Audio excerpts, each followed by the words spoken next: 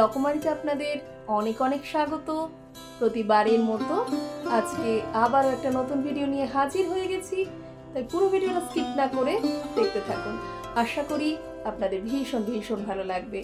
আজকে রয়েছে দিদি নাম্বার 1-এর গিফট আনবক্সিং ডে, তো সেই ভিডিওটা নিয়ে এসেছি, চলুন দেখতে থাকুন।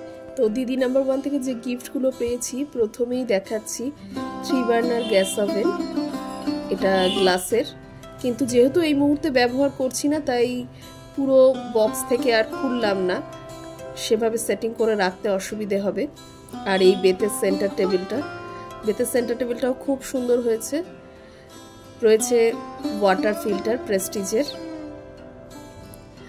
আর রয়েছে চপার বোর্ড, নাইফ সেট। এটা আমার ভীষণ পছন্দের একটা গিফট, আমি রান্না করতে ভীষণ ভালোবাসি, তাই এই গিফট আমার সব থেকে পছন্দের। তো গিফট দেখাতে দেখাতে যেটা বলার সেটা হচ্ছে যে এই গিফট আইটেমগুলোর জন্য কিন্তু আমাকে 30% ট্যাক্স পে করতে হয়েছে। মশলাদানি, chopper board, knife set, gas oven এবং সেন্টার টেবিল, এই চারটেরই আমাকে 30% ট্যাক্স পে করতে হয়েছে। আর এই মিও আমরের গিফট আইটেমটা, এগুলো হচ্ছে স্পন্সর গিফট। বসুমতির চাল, ওটাও একটা স্পন্সর গিফট, তো এগুলোর জন্য কোনো পয়সা পে করতে হয় না।